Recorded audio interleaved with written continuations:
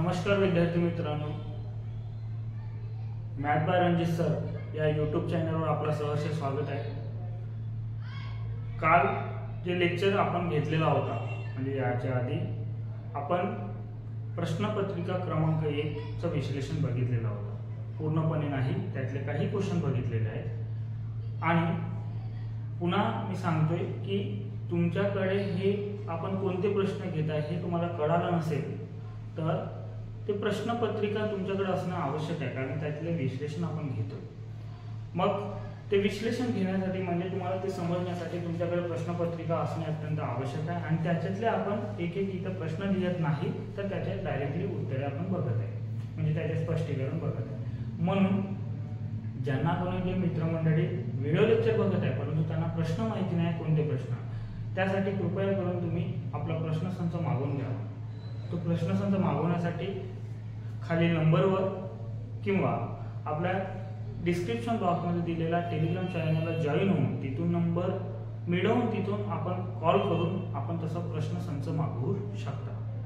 Okay, then आपण आजचा पुढील जे क्वेश्चन उर्वरित होते प्रश्नपत्रिका क्रमांक 1 मधील, तर ते आपण आता त्या व्हिडिओ लेक्चरला सुरुवात करूया। मग आपण काल 49 क्वेश्चन नंबर 49 पर्यंत बघितलेला होता। त्यानंतर लगेच आपण आजचा व्हिडिओ लेक्चरचा पहिला क्वेश्चन असेल क्वेश्चन नंबर तुमचा 50। हा पण तुमचा बुद्धिमत्तेचा पार्ट आहे। याला मॅथ मध्ये सुद्धा गणना केली जाते परंतु हा बुद्धिमत्तेचाच पार्ट आहे, म्हणजे डोके आणि पाय हा जो कन्सेप्ट आहे त्या पद्धतीने तुमचा होणार। जसं याला 2 मेथडने सोडवता येईल, जसं आपण बाय इक्वेशन मेथडने सुद्धा सोडवू शकतो किंवा तर आता लक्षात घ्यायचे याच्यामध्ये क्वेश्चन नंबर 50 तुमच्याकडे क्वेश्चन आहे आणि तुम्ही वाचा तिथल्या तिथे आणि मी पण इथे वाचतो। ओके, एका शेतात काही गायी व काही गुराखी आहेत। गायी आणि गुराखी यांची पायांची संख्या एकूण 98 आहे आणि डोक्याची संख्या, आता बघा काही गायी आहेत आणि काही काय गुराखी अशा पद्धतीने आहे। ठीक आहे, त्यांचे डोके आणि त्यांची पाय। ओके, मग आता इथे लक्षात घ्या प्रत्येक माणसाला किंवा प्रत्येक प्राण्याला एकच डोका असतो। पाय कधी दोन डोके नाही, तर एकच डोका असतो। मग एक डोका म्हणजे आपण गायीच्या डोक्याचं आपण एक्स कन्सिडर करूया, याला वाय कन्सिडर करूया। मग त्यानंतर इकडे जर गायींना किती पाय असतात 4, त्यामुळे आपण 4 गुणिला x करूया, हे पाय झाले। त्यानंतर तुमचं गुराखी किती आहे वाय असताना मला सांगायला गुराखी म्हणजे राखणारा, मग त्याला किती असणार 2 पाय म्हणजे 2y। मग इक्वेशन याला बनवता आलं पाहिजे, म्हणजे डोक्यांची संख्या म्हणजे त्यांची एकूण संख्या, म्हणून तुमचं पहा इक्वेशन नंबर 1 इक्वेशन 1 काय क्लिअर होणार तर सांगा x plus y is equal to, ठीक आहे, एकूण त्यांची संख्या किती आहे म्हणतात, एकूण संख्या तुमची डोक्यांची संख्या आहे 26, म्हणून x plus y is equal to 26 equation number 1। Then त्याच्यानंतर मला सांगा इथे काय, मग त्यांच्या पायांची संख्या काय 4x plus 2y is equal to किती आहे त्यांचं पूर्णपणे 98 असं दिलेलं आहे, म्हणजे 98। ओके, देन या दोन्ही पद्धतीने तुम्हाला म्हणजे इक्वेशन नंबर 1 and 2 याच्यावरून आपल्याला डिटेक्ट करता येईल की आता आपल्याला कोणाची संख्या पाहिजे ते आपल्याला फाइंड आउट करायचं आहे की गाय व गुराखी दोन्ही संख्यांचं आपल्याला म्हणजे गाय आणि गुराखी दोघांचं पण उत्तर काढायचं आहे। मग ते उत्तर काढण्यासाठी तर हा द्विचल समीकरणाचा हे आहे, तर द्विचल समीकरणामध्ये आपण याला सोडवण्यासाठी एक तर x ला कॅन्सल करावं लागेल नाही तर y ला कॅन्सल करावं लागेल, मग पुट अप करा आणि आन्सर करा। देन इकडे बघा आता याच्यानंतरचा प्रोसिजर जर आपण बघायला घेतला, आता इथे तुमचा कोएफिशिएंट किंवा सहगुणक सारखा पाहिजे।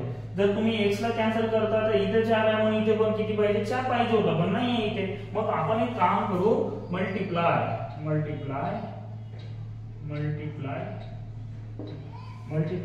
इक्वेशन 1 बाय बाय कितीने करू, y ला कॅन्सल करून टाकू आपण. y ला कॅन्सल करण्यासाठी इक्वेशन 1 ला संपूर्ण इक्वेशन 1 ला कितीने 2 ने गुणावं. मग 2 ने गुणले असता बघा, मग 2 ने गुणले असता इथे 2x प्लस काय होणार तुमचं बघा 2x plus 2y, 2x plus 2y बरोबर इकडे पण 2 ने गुणावं लागेल म्हणजे 26 गुणिले 2 किती होत आहे 52. अशा पद्धतीने आता 2x 2y आणि ह्याला इक्वेशन नंबर 3 देऊया, इक्वेशन नंबर 3. मग अशा पद्धतीने तसं मेंटेन होणार. मग त्या पद्धतीने लक्षात घ्या. बघ आता इथे 2y गेट समान झालेले आहे म्हणून इथे प्लस आहे तिथे प्लस आहे म्हणून इक्वेशन, मग त्याच्यानंतर इक्वेशन 2 मायनस इक्वेशन 3 याच्यामधून जर वजा केली असता तर बघा आता 4x प्लस काय आहे 2y is equal to 98 minus काय करू मग आता तुमचं 2x प्लस 2y आणि बरोबर किती 52. अशा पद्धतीने आपण जर मायनस केला तर मायनस जेव्हा करतो आपण इथं साइन चेंज होते. बाबा मायनस केलं तर इथं मायनस आणि इथे प्लसचा मायनस. मग सांगा 2x बरोबर इकडे काय आहे तुमचं 2x मायनस इथे काय मग गेट कॅन्सल. त्या संख्येतून ती संख्या मायनस करणे म्हणजे गेट कॅन्सल. मग यांच्या वजाबाकी करा, वजाबाकी किती होत्या सांगा. मग 6 आणि हे किती 9 तून 5 गेले 4 म्हणजे तुमचं बघा x बरोबर 46 भागीला 2 म्हणजे उत्तर किती येते तुमचं 23. किती 23. मग मला सांगा 23 x ला आपण काय कन्सिडर केलं गाई किती असायला पाहिजे. पण तुम्हाला पहिला शब्द गाई विचारलाय, गाई म्हटलं तर गाई पहिला ऑप्शन 23 असणार कोणता आहे बघा. ऑप्शन क्रमांक ए मध्ये 24 आणि काय आहे 24 आणि 2 आहे. काय आहे 24 आणि 2 आणि इकडे ऑप्शन क्रमांक ए मध्ये आणि बी मध्ये काय आहे 6 आणि 20 आणि ऑप्शन क्रमांक सी मध्ये काय आहे 23 आणि 3 आणि ऑप्शन क्रमांक डी मध्ये काय आहे 3 आणि 23. म्हणजे हे जे पहिले जो घटक आहे तो पहिला जो टर्म दिलेला आहे ते गुराखींचा असणार आहे आणि हा जो आहे सेकंड वाला तो कोणता असणार आहे तुमचा हे जे गाईचं आहे पहिला शब्द कोणता गाईचं आणि हे कोणतं आहे गुराखी. अशा पद्धतीने तिथं मेंटेन व्हायला पाहिजे. मग त्यानंतर मला सांगा मग 23 ऑप्शन कुठं दिसत आहे. 23 ऑप्शन तुमचं 23 ऑप्शन दोन ठिकाणी आहे. इथे 23 नाही आणि इथे 23 नाही म्हणजे ते उत्तर येणारच नाही 23. परंतु 23 असताना सुद्धा पहिला शब्द कोणता म्हणतोय आपल्याला पहिला काय काढायचा गाई म्हणजे 23. ते आपण जे एक्स कन्सिडर केला कोणाच्या 23 कोणाच्या ते गाईची किंमत गाई ही पहिली पाहिजे म्हणून इथं आहे का नाहीये म्हणून हाही दिला म्हणजे ऑप्शन क्रमांक 3 आपलं उत्तर यायला पाहिजे. नंतर हे पुन्हा आपल्याला म्हणजे गुराखींची संख्या काढण्याची गरज नव्हती कारण इक्वेशन नंबर 1 मध्ये तुम्ही जरी पुटअप केले तर बघा x ची किंमत किती आहे 23 ला तिकडे पलटवलं तर y ची किंमत किती होत आहे 3. अशा पद्धतीने काढता येते. परंतु एकदा आपल्याला उत्तर सापडला तर पुढे जावं नेक्स्ट नंतर पाहायला गेला समजत आहे का. मग त्या पद्धतीने तुम्हाला मेंटेन करावं लागेल.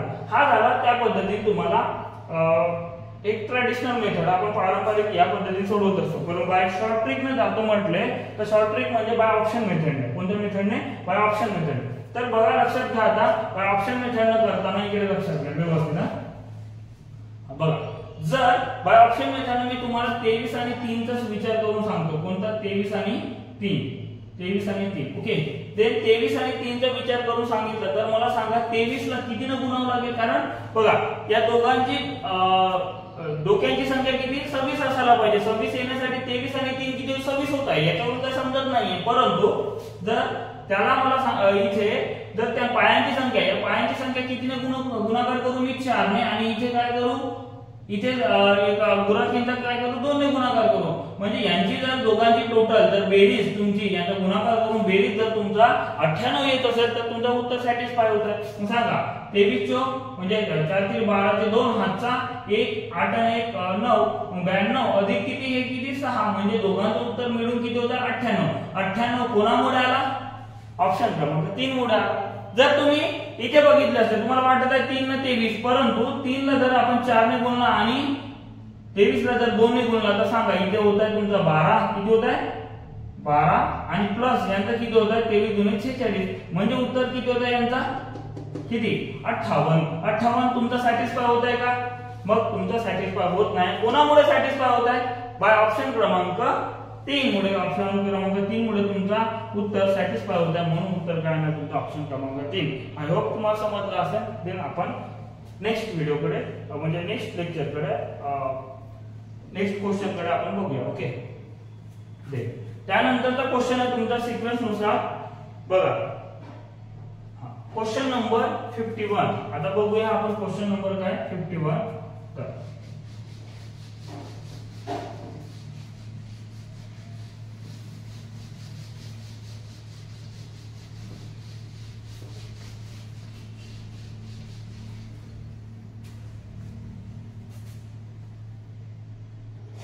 Question number 51. क्वेश्चन नंबर 51 मध्ये बघा, लक्षात घ्या 5 अक्षरसमूह दिलेले आहेत, त्यापैकी एक विशिष्ट प्रकारे इतरांपेक्षा वेगळा आहे, तो वेगळा अक्षरसमूह ओळखा. आता बघा तिथे ऑप्शन मध्ये तुम्हाला तिथे दिसेल L LSNVE LSNVE, second BOQ UR, then third FW GHZ, चौथा HN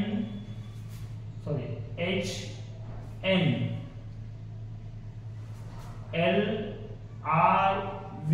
अशा पद्धतीने तुमचं 4 ऑप्शन आहे. मग मला सांगा यांच्यामध्ये अजिबात काही सिक्वेन्स लागत नाही. हा स्पीड ब्रेकर म्हणून काम करतो तुमच्या क्वेश्चन पेपर मध्ये. स्पीड ब्रेकर का बरं स्पीड ब्रेकर? कारण या टाइपचे क्वेश्चन मध्ये जास्त इगो हर्ट करण्याची अजिबात गरज नाही, कारण कधी कधी लॉजिक हा वेगळाच इथे मेंटेन होऊ शकतो. त्याच्यामुळे आपण जेवढा काही अभ्यास केला तेवढा अभ्यास सुद्धा कमी पडण्याचे चान्सेस आहे या क्वेश्चन संबंधी. कारण इथे इगो हर्ट करण्याची अजिबात गरज नाही, परंतु इथे डायरेक्टली आम्ही लॉजिक सांगतो. लॉजिक काय होणार बघा, इथे तुमचं कोणताही लॉजिक लावा, ते सिक्वेन्स लावा, तुमचं अजिबात काही होणार. जसं ABCD आपण या पॅटर्न लिहितो, ABCD EFGH या पद्धतीने 4 गटांनी लिहितो, परंतु यांच्यामध्ये तुम्ही जर पडताळणी केली तर अजिबातच काही तिथे ताळमेळ जुळत नाही. तर त्या कंडिशन मध्ये काही ना काही वेगळा असतो. वेगळा असणे म्हणजे काय, कधी त्यांच्या इंग्लिश स्वरानुसार आपल्याला तिथे बघता येईल. इंग्लिश स्वर म्हणजे कोणता, तुमच्या त्या पद्धतीने ते 5 स्वर तुम्हाला माहिती असणे आवश्यक आहे. A E I O U याला इंग्लिश स्वर असे म्हटले जाते. काय, इंग्लिश स्वर म्हणजे स्वर, इंग्रजी स्वर अशा पद्धतीने म्हटले जाते. मग आता बघा लक्षात घ्यायचे, त्या पद्धतीने आपण विचारात घेतला, त्या पद्धतीने विचारात घेतलं तर काय होईल सांगा आता. मग इथे बघा एक वेळा ई आलेला आहे इथं, म्हणजे तुमचा O आणि U या पद्धतीने आलेला आहे. त्याच्यानंतर इथे काय, इथे आय आलेला आहे. म्हणजे किमान एक वेळा तरी तुमचा स्वर असायला पाहिजे होता. किमान एक वेळा तरी तुमचा स्वर असायला पाहिजे होता, पण स्वर कुठे नाही. ऑप्शन क्रमांक 3 मध्ये एकही स्वर नाही, म्हणून उत्तर तुमचा कोणता आहे, ऑप्शन क्रमांक 3 किंवा सी ऑप्शन तुमचा FW आणि GHZ हा तुमचा आन्सर म्हणून आहे. का बरं? कारण इथे स्वर नाही म्हणून. बाकीच्या मध्ये किमान एक स्वर आहे, म्हणून ते वेगळा विसंगत कोण ठरत आहे, ऑप्शन क्रमांक 3. ओके. नेक्स्ट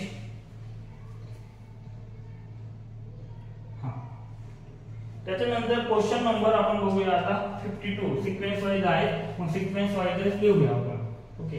क्वेश्चन नंबर तुमचा 52. क्वेश्चन नंबर 52 मध्ये आता बघा काय म्हणते तिथे, हा नातेसंबंधाचा क्वेश्चन आहे. नातेसंबंधाच्या क्वेश्चन मध्ये तुम्हाला काय करता येईल बघा. माझे नाव गजानन, काय म्हणते, माझे नाव गजानन, माझ्या मुलीचे आते बहिणीच्या आईचे नाव मेघना. काय म्हणते, माझे नाव, स्वतःला इंडिकेट करा कोण एक गजानन आहे. गजानन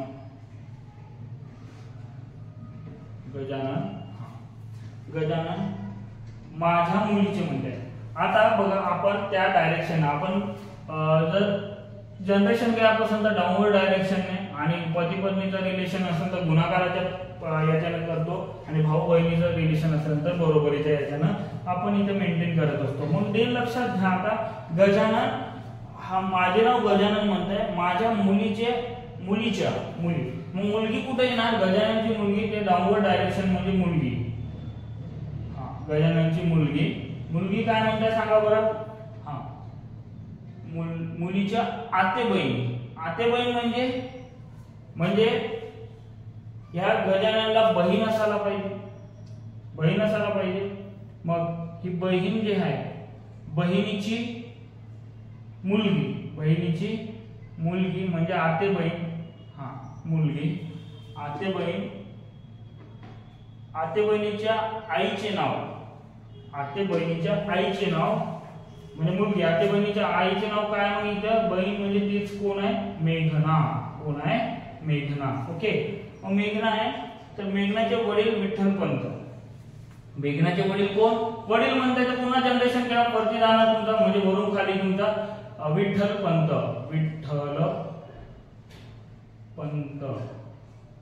विठ्ठलपंत. मग त्याच्यानंतर काय म्हणते विठ्ठलपंत? त्याची बहीण रमाबाई. बहीण भावाचं रिलेशन आपण रमाबाई. मग रमाबाई म्हणताय तर रमाबाईशी माझे नाते काय? मग रमाबाईशी नाते काय? माझे नाते म्हणजे कोण? गजानन संबंधी बोलताय. गजाननची रमाबाई कोण? मग अशा पद्धतीने तुम्हाला जर विचारलं तर काय लागणार? मग त्यांची गजाननची वडिलांची. बघा गजानन आणि मेघना दोघे कोण आहे? भाऊ बहीण आहे. मग त्याच्यानंतर मेघनाचे वडील कोण? विठ्ठलपंत. म्हणजे गजाननचे वडील पण सुद्धा कोण? विठ्ठलपंत. विठ्ठलपंतांची बहीण म्हणजे कोण? गजाननची आत्या होईल. मग ऑप्शन क्रमांक सी म्हणजे उत्तर काय ना? आत्या. असं तुमचं उत्तर यायला पाहिजे. Okay clear. दे नेक्स्ट क्वेश्चन आता बघूया. ओके त्यानंतर क्वेश्चन नंबर तुमचा 53 आहे. Question number 53. मग क्वेश्चन नंबर 53 मध्ये आपण व्यवस्थितरित्या तो क्वेश्चन कोणता आहे ते बघूया. क्वेश्चन नंबर 53 त्यामध्ये बघा आता रांगेतील स्थाने कोणाचा क्रम कितवा आपल्याला तिथे ओळखायचा आहे. मग त्या पद्धतीने आपल्याला ओळखताना इथे लक्षात घ्यायला व्यवस्थित अजयचा क्रमांक त्याच्या वर्गात वरून तसेच खालून 15 येतो त्याच्याबरोबर. मग या पद्धतीने तुम्हाला एक कन्सेप्ट लक्षात असायला पाहिजे. मग कोण वरून खालून असं त्या पद्धतीने किंवा डावीकडून उजवीकडून म्हणजे रांगेतील एकूण मुले काढण्यासाठी मधोमध व्यक्ती तरी पाहिजे. नाही तर मग आता त्या पद्धतीने आता बघा आपण एक कन्सेप्ट लक्षात घेतला तर इथून 15वा म्हणजे 15वा कोण आहे आणि शेवटून वरून किंवा खालून असं जरी विचार केला किंवा डावीकडून किंवा उजवीकडून वरून जरी म्हटला तर इथला 15वा कोण आहे? अजय. त्याच्यानंतर खालून सुद्धा विचार केला तर किती आहे? 15वा. म्हणजे जेणेकरून इकडे किती असायला पाहिजे? इकडे 14 आणि इकडे किती असायला पाहिजे? 14. म्हणजे 14 28 आणि काय आहे तुमचं एक बघ 29. मग टोटल किती असणार त्या रांगेत? एकूण मुले बरोबर काय होणार तुमचा? इकडे 14 प्लस वरून 14 प्लस स्वतः एक अजय आणि त्याच्यानंतर खाली सुद्धा किती असणार? 14. म्हणजे एकंदरीत किती होत आहे? 29 मुले तिथे असायला पाहिजे. मग 29 मुले म्हणजे ऑप्शन क्रमांक कोणता? ऑप्शन क्रमांक बी म्हणजे 29 असं त्याचं उत्तर असायला पाहिजे. मग त्याच्या व्यतिरिक्त तुम्हाला असं जेव्हा मधोमध व्यक्ती काढलेला आहे जेव्हा मधोमध व्यक्ती दिलेली असते एकूण रांगेतील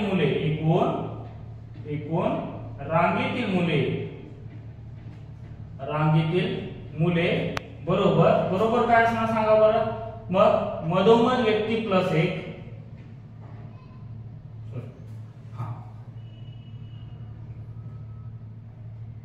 मधोमध व्यक्ती आहे ना त्याला जर मधोमध व्यक्ती गुणिला 2 मधोमध व्यक्ती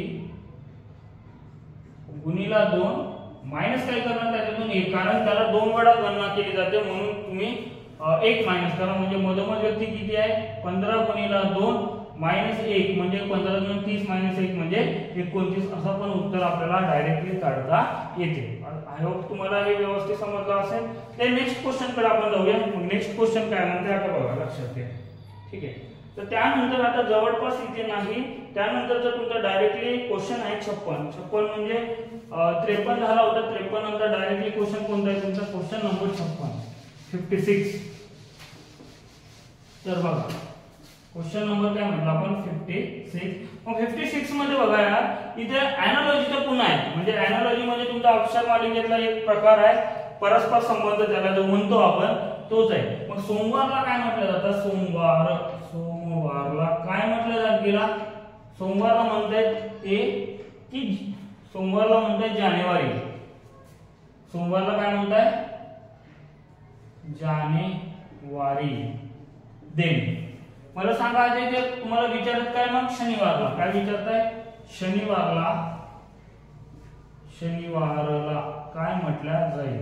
शनिवारला काय म्हटलं जाईल अशा पद्धतीने. मग मला सांगा, इथला पहिला होता हा, म्हणून हा पण इथला महिन्यातला वार मधला पहिला आणि तुमचा महिन्यामधला पहिला इंग्रजी महिन्यानुसार. मग मला सांगा शनिवार वारानुसार कितवा येते? 6. म्हणजे तुमचं काय ना, तुमचा वार नंतर इथे किती नाही तुमचं पुढे गेलेलं आहे बघा.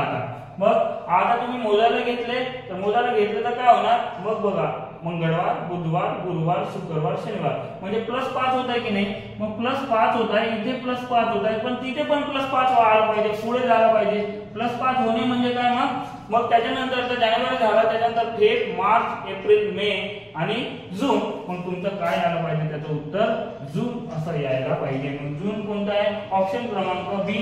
मग तुमचा तसा उत्तर यायला पाहिजे. ऑप्शन क्रमांक बी जून अशा पद्धतीने उत्तर यायला पाहिजे. असा रिलेशन मेंटेन याच्यावरून तेवढं तो आहे. मग त्या पद्धतीने तुम्हाला समान अॅनालॉजी तिथे मेंटेन करायची आहे. Okay, then clear. नेक्स्ट, तर त्यानंतरचा क्वेश्चन आहे क्वेश्चन नंबर 58. Question number 58. मग 58 मध्ये बघा आता क्वेश्चन नंबर 58 बघा. क्वेश्चन नंबर 58 मध्ये काय म्हणते? घड्याळात 9 वाजल्यावर तास काटा पूर्व दिशा दाखवतो, तर मिनिट काट्याची विरुद्ध दिशा कोणती? काय म्हणते? घड्याळात 9 वाजल्यावर. आता घड्याळ आपण एक असा विचार केला, घड्याळ इथे आपण 12 वाजले म्हणताय आणि इथे किती? 6 आणि या बाजूला 9 आणि या बाजूला काय? या बाजूला तुमचं 3. मग आता बघा इथे त्या पद्धतीने विचार न करता त्यामध्ये तुम्हाला एक वेगळ्याच मतानुसार असं करावं लागेल. काय म्हणताय? घड्याळात 9 वाजल्यावर तास काटा, घड्याळात 9 वाजल्यावर तास काटा पूर्व दिशा. ऍक्च्युअली इकडे या साईडला तुम्ही पश्चिम घेता आणि या साईडला पूर्व घेता. ओके, देन परंतु आपल्याला इथे पलटवायचं. आता बघा या अँगलला आपण घेऊया इथे. आता हा दिशा आहे तुमची पूर्व, काय? पूर्व. आणि मग पूर्व असेल तर ही कोणती दिशा आहे ना? पश्चिम. मग पश्चिम. आता बघा पूर्व कुठं पाहिजे होता? इथे. मग आता बघा यांचे साइन चेंज होत आहे. पूर्व इथे पाहिजे होता, इकडे आला. ठीक आहे. मग त्यानंतर पूर्वेच्या इकडे जवळ कोण असते? मग आता पूर्वेच्या इकडे खाली कोण असते? मग इकडे उत्तर. अशा पद्धतीने डावीकडे गेलं तर इथे उत्तर. यांचा पण साइन चेंज होणार, इथे पण. इथे काय होणार मग आता? दक्षिण. या पद्धतीने मेंटेन होणार. तर तुम्हाला नंतर काय म्हणतात? 9 वाजताची वेळ. 9 वाजताची वेळ तास काटा. तास काटा इकडे आहे. तर मग मला सांगा त्याच कंडिशन मध्ये तास काटा इकडे. मिनिट काटा काय असेल? मिनिट काटा कुठं असणार? 9 वाजले म्हणजे असं नाही का घड्याळात? हे तास काटा आणि मिनिट काटा. या मिनिट काट्याचं तुमचं उत्तर कोणतं आहे? दक्षिण. कोणतं आहे? दक्षिण दिशा आहे. कोणती दिशा? दक्षिण. पण दक्षिणेला तुमचा तास काटा मिनिट काटा होता, तर मिनिट काट्याची विरुद्ध दिशा कोणती? मग मिनिट काट्याची विरुद्ध दिशा कोणती? मग मिनिट काटा हाय कोणत्या दिशेला? दक्षिणेला. दक्षिणेची विरुद्ध दिशा कोण असते? उत्तर. म्हणून उत्तर. मग ऑप्शन क्रमांक कोणता येणार तुमचा? उत्तर तिथे आहे का बघा. मग ऑप्शन क्रमांक ए असं उत्तर यायला पाहिजे. ऑप्शन क्रमांक ए उत्तर असं उत्तर यायला पाहिजे. समजलं का? बघा पूर्व दिशा ऍक्च्युअली इथे असते, परंतु आपण तिथे घेतलाय का नाही? 9 इथे वाजलेलं असतात. 9 कडे पूर्व दिशा ठरवली तर त्याच्या ऑपोजिट मध्ये 3 वर पश्चिम येणार. मग तुमचा हे पण ते दिशा आहे ते जे उत्तरेला म्हणजे आपण वरती उत्तर घेत होतो ते न घेता आता उत्तरेला दक्षिण ठरवलं आणि दक्षिणेला उत्तर. मग जेव्हा 9 वाजले असतील तेव्हा मिनिट काटा हा उत्तरेवर पाहिजे होता, पण आता उत्तरेवर कोण आहे? दक्षिण आहे. दक्षिणच्या विरुद्ध दिशा कोणती? उत्तर. मग मिनिट काटा म्हणता मिनिट काटा हा आहे, याच्या ऑपोजिट कोणता आहे? मग उत्तर. असं तुमचं उत्तर यायला पाहिजे. ओके. देन नेक्स्ट त्याच्यानंतर क्वेश्चन नंबर 59 किंवा 59.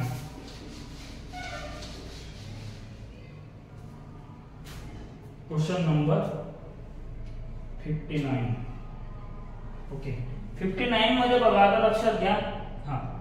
आता बघा, एका सांकेतिक भाषेत जर अशा टाइपचा क्वेश्चन जर तुम्हाला विचारला, एका सांकेतिक भाषेत 8, 9, 7 म्हणजे काश्मीर शिमला आणि 97, 45 म्हणजे शिमला केरळ उटी आणि 5, 6, 8 म्हणजे उटी दार्जिलिंग काश्मीर. तर उटी शिमला काश्मीर साठी कोणते संकेत वापराल? आता मित्र तिथं बघा, लक्षात घ्या. तुमच्याकडे ऑप्शन क्रमांक 1 दिलेला आहे 45, 97, 8. 45, 97, 8. दुसरा ऑप्शन दिलेला आहे 56, 78. 56, 78. तिसरा ऑप्शन मेंटेन केलेला आहे 89, 74. 89, 74, 5. त्याच्यानंतर चौथा ऑप्शन तुमचा कन्सिडर केलेला आहे 59, 78. 59, 78 या पद्धतीने आहे. तर बघा, आता व्यवस्थित लक्षात घ्या. तर याच्यानंतर तुम्हाला इथे बघा, या टाइपच्या क्वेश्चन मध्ये उत्तर सोडवताना तुम्हाला शेवटी काय विचारलं त्याला अंडरलाईन करा. शेवटी काय विचारलं? उटी शिमला काश्मीर. उटी शिमला आणि काश्मीर. काश्मीर अशा पद्धतीने तुम्हाला विचारलेलं आहे. उटी शिमला आणि काश्मीर. पण उटी शिमला आणि काश्मीर तुम्हाला विचारलेलं आहे. तर बघा, आता पहिला शिमला आणि काश्मीर आणि शिमला काय म्हटलं आपण? काश्मीर आणि शिमला.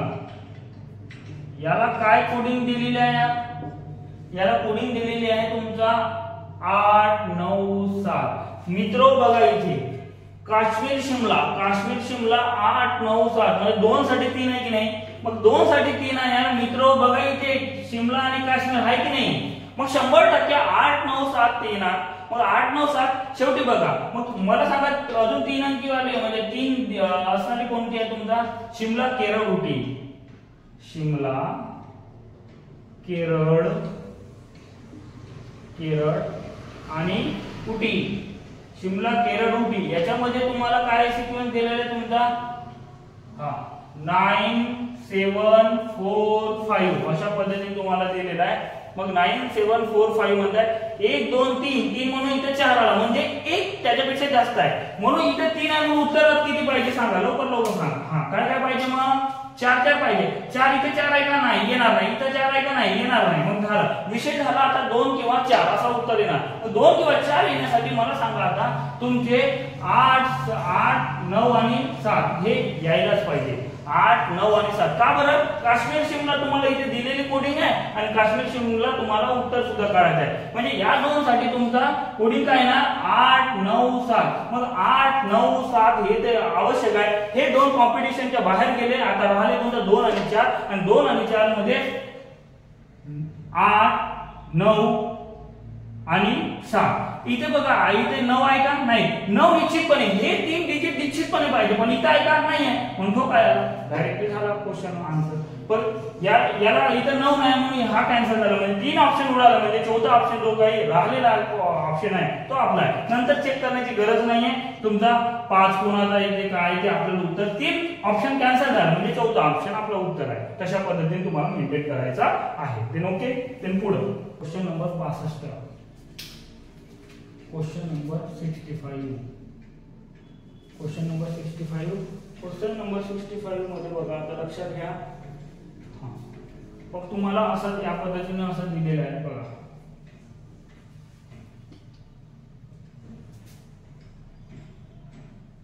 ओके.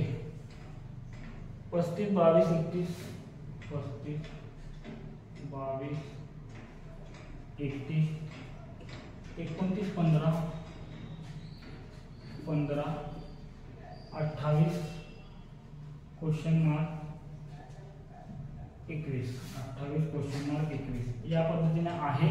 तर बघा आता इथे बघा अल्टरनेट संख्यांचा विषय केलेला आहे इथे +1 आणि इथे बघा याच्यानंतर इथे +4. पण आता याच्यानंतर या दोन मध्ये +2 म्हणजे 1 4 2. मग याच्यामध्ये बघा इथनं याला प्लस काय होत आहे 1, इथून याला किती व्हायला पाहिजे प्लस. आता काय रिदम चालतंय +4 म्हणजे उत्तर काय आलं पाहिजे मग तुमचा +4 म्हणजे 15 अधिक तुमचं 4 म्हणजे किती होत आहे 19 तुमचं उत्तर यायला पाहिजे. आणि तुम्ही इथे जरी मेंटेन केले तर प्लस किती 2, 19 न 2 21. म्हणून अशा पद्धतीने रिदम चालतंय. त्याच्यामुळे 65 क्वेश्चन नंबर 65 याचं उत्तर तुमचं काय येणार सांगा बरं. ऑप्शन क्रमांक ए 19 असं उत्तर यायला पाहिजे. ओके.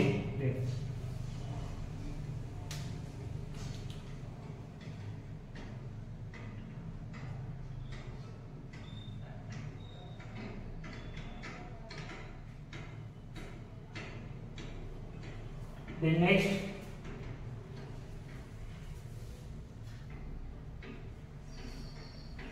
क्वेश्चन बघा. आता नेक्स्ट क्वेश्चन आहे 72. नेक्स्ट क्वेश्चन कोणता आहे 72. 72 मध्ये बघणार आता लक्षात घ्या 72 मध्ये आहे. हा बघा इथून जरा आपल्याला मॅथ्सचे क्वेश्चन स्टार्ट झाल्यासारखे वाटतंय किंवा याच्यानंतरही तुम्हाला रिझनिंगचे असणार असं काही नाही. यश व गणेश यांच्या वयांची सरासरी किती आहे 13 वर्ष. गणेश व पूर्वी यांच्या वयांची सरासरी किती आहे 20 वर्ष. जर पूर्वी पाहिजे तिथे पूर्वी व यश यांच्या वयांची बेरीज 36 असेल तर पूर्वाचे वय किती असेल. आता बघा तिथे पूर्वी नसेल तर मग पूर्व असेल तिथे थोडं चेंज करा. ओके. दोघांची सरासरी किती म्हणताय गणेश यश व गणेश यांची बेरीज किती होईल गणेश यांची दोघांची बेरीज किती होईल मग सरासरी गुणिला 2 व्यक्ती आहे मग 2 म्हणजे किती होत आहे उत्तर 26 वर्ष असेल. मग त्याच्यानंतर काय म्हणताय गणेश व पूर्वा यांच्या दोघांची वयांची सरासरी किती आहे मग बेरीज किती होणार सांगा 20 गुणिला किती 2 म्हणजे उत्तर किती 40. मग अशा पद्धतीने तुमचा आहे. तर मग पुन्हा कोणाचा देऊन आहे तुमचा पूर्वा आणि कोणाचा देऊन आहे यश यांच्या वयांची सरासरी किती देऊन आहे त्याच्या वयांची काय देऊन वयांची डायरेक्टली बेरीज देऊन आहे. काय देऊन आहे बेरीज किती आहे डायरेक्टली बेरीज किती आहे 36. आता इथे सरासरी काढण्याची गरज आहे का नाही. तर आपल्याला उत्तर कोणाचा काढायचा आहे बघा आता लक्षात घ्या व्यवस्थित. तर पूर्वाचे वय किती म्हणतात. आता इथे प्रत्येक व्यक्ती किती वेळा आला 2 वेळा आला. प्रत्येक व्यक्ती किती वेळा आलाय 2 वेळा आलाय. मग 2 वेळा येताना आपण एक काम करूया सर्वांचा जर बेरीज केला आपण सर्वांचा बेरीज केला तर प्रत्येक व्यक्ती 2 वेळा येते की नाही. मग 2 वेळा येणे म्हणजे आता तुम्हाला सांगा इथे की कोणाचं उत्तर काढायचं आहे कोणाचं पूर्वाचे वय किती असेल.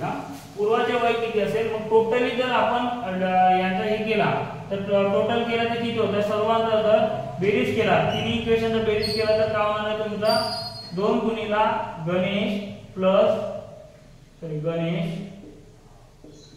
काय आहे पूर्वा प्लस काय यश बरोबर तिघांची बेरीज म्हणजे तुमची तिघांची बेरीज म्हणजे काय होत आहे 26 40 प्लस 36.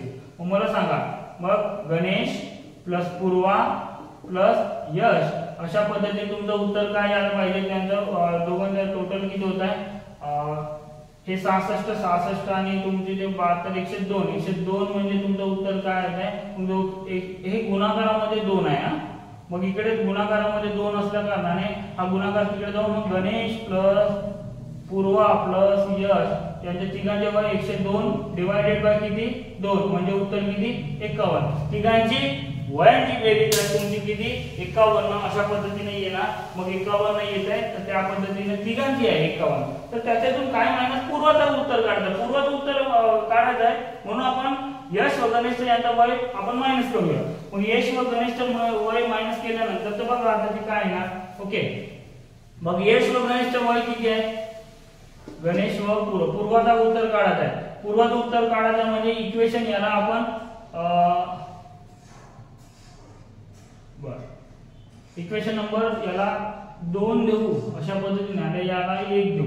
ठीक आहे 1 अशा पद्धतीने equation number 2 minus equation number 1 केला असता तर गणेश यश ते गेट कॅन्सल झाले असते. पूर्वा बरोबर काय मग 51 मायनस काय आला असता मग तुमचा 26 म्हणजे पूर्वा बरोबर किती 25. मग अशा पद्धतीने एवढं लांब लचक न जाता सुद्धा डायरेक्टली शॉर्ट मेथडने काढू शकता तुम्ही.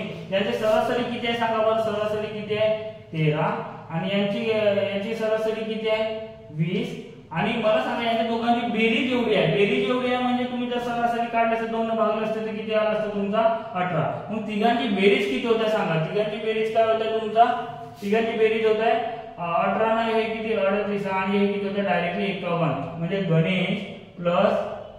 गणेश प्लस कोण पूर्वा प्लस काय रे प्लस काय पूर्वा प्लस काय यश यांच्या तिघांची बेरीज आता टोटली किती झाला 51 येणे म्हणजे आता या इक्वेशन वरून कोणाचं उत्तर काढायचं आहे. कोणाचं उत्तर काढायचं आहे तुमचा यशचं उत्तर काढायचं आहे. सॉरी पूर्वाचं उत्तर काढायचं. पूर्वाचं उत्तर काढायचं म्हणून गणेश व यश यांच्या वयांची सरासरी किती आहे. गणेश वयांची सरासरी 13 गुणिला 2 म्हणजे वयांची एकूण बेरीज किती आहे. एकूण बेरीज 26. मग आता पूर्वाचा काढायचा असेल तर डायरेक्टली आपल्याला हे काढता येते 51 मायनस 26 म्हणजे उत्तर किती मग तुमचा 25 असं उत्तर याही पद्धतीने काढता येते. एवढं दूर जाण्याची गरज नाही. या पद्धतीने तसं मेंटेन करता येते. ओके त्याच्यानंतरचा क्वेश्चन आता बघूया. हा क्वेश्चन नंबर 74 बघा. क्वेश्चन नंबर 74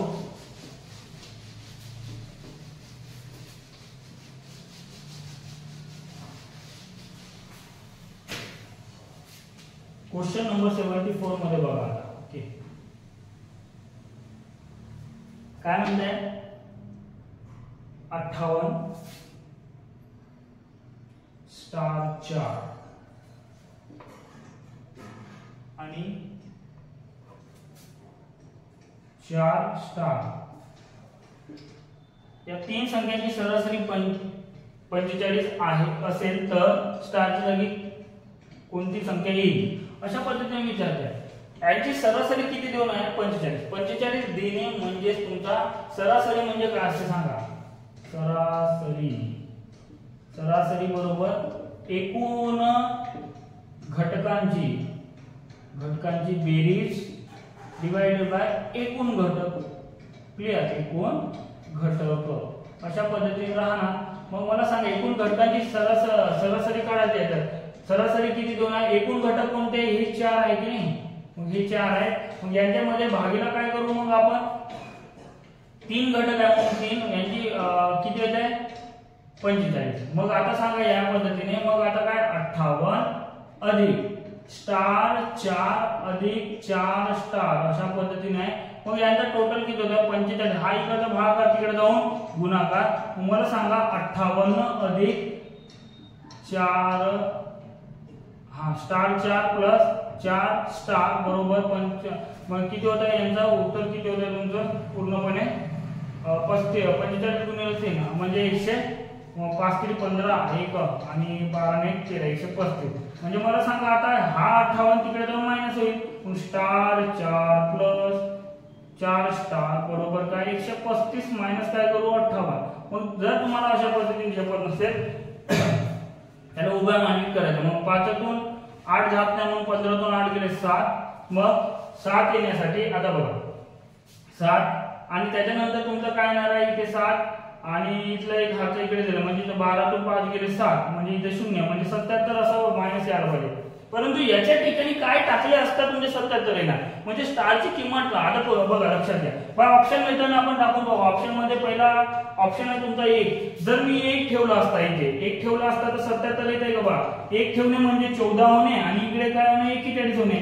1 आणि 4 किती होत आहे तुमचा 5 होता. 1 असताना 5 येत आहे का नाही. पुढे चला 2 टाका बरं. इथे 4च्या ठिकाणी 2 असा टाकला तर इथे 2 टाकला तर 1 असताना काय येते 6 येणार का नाही गेला. त्याच्यानंतर ते 3 टाकून पाहू. मग 3 टाकले असता बघा इथे 34 आणि इथे काय 43. दोघांनी टोटल केले असता तुमचं काय येणार आहे 77 येणार आहे. आणि 77 कोणामुळे आला तुमचा ऑप्शन क्रमांक 3 सी, म्हणून 3 मुळे तुमचं उत्तर आला. म्हणून काय स्टारच्या जागी कोणता अंक येईल मग 3 असा उत्तर येणार आहे. Okay clear. The next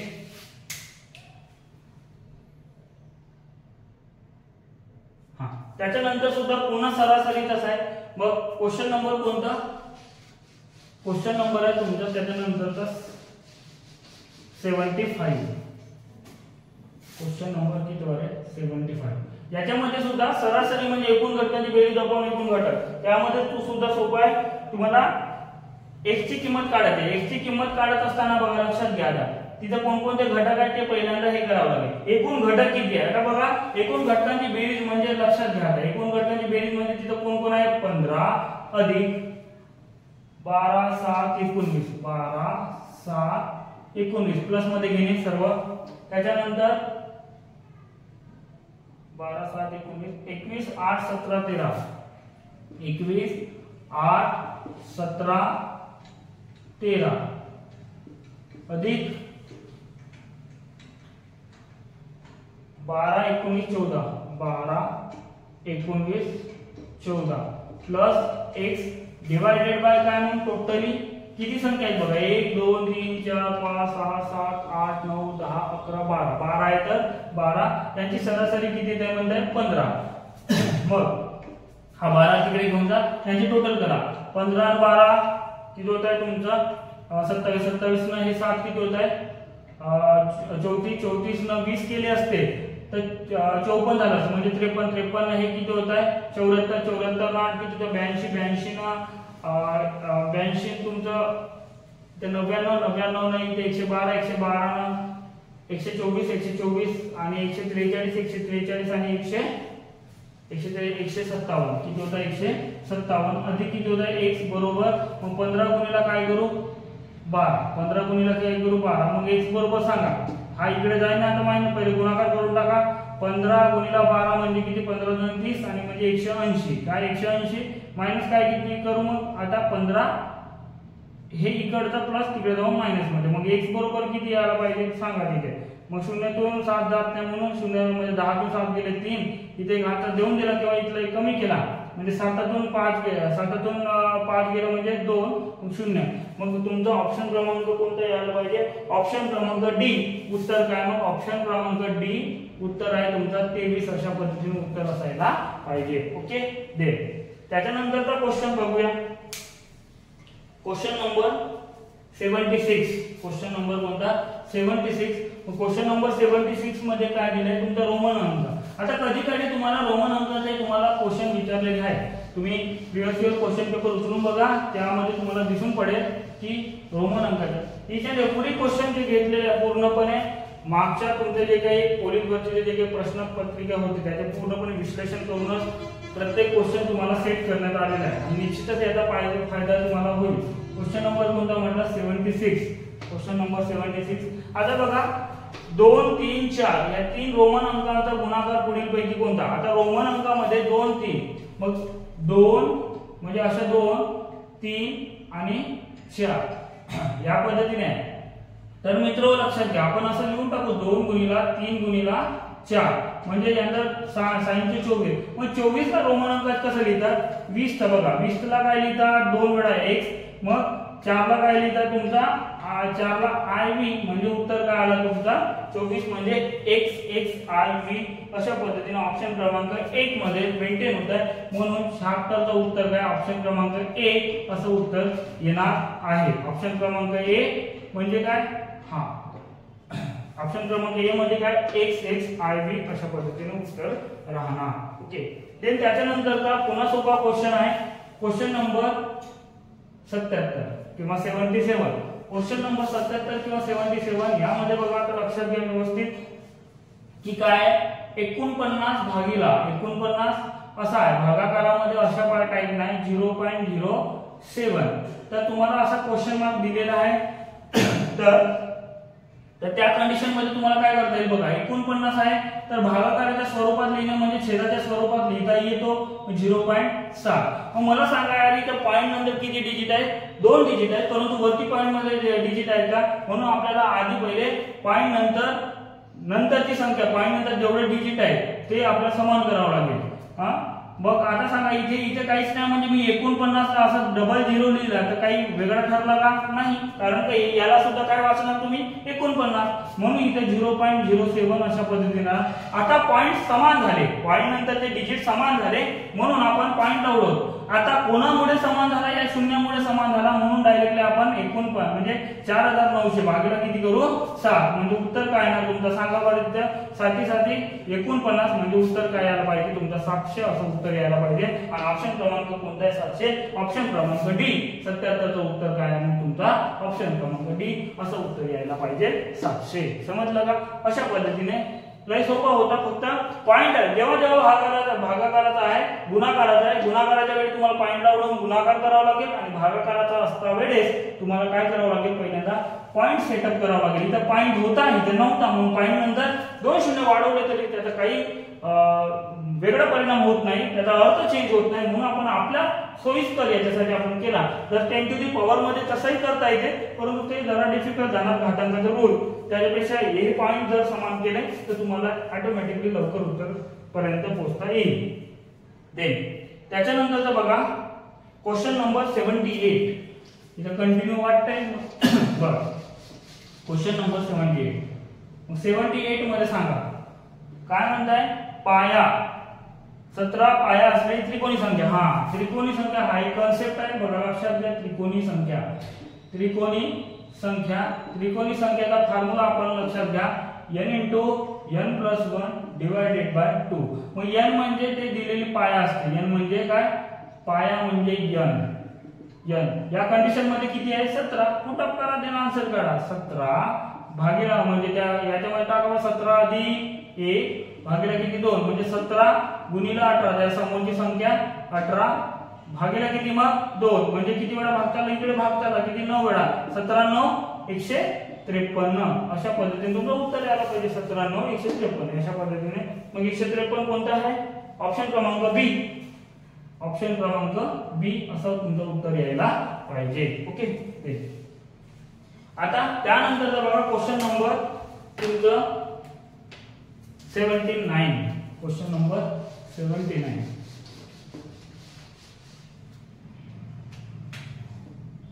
question number 79 मध्ये बघा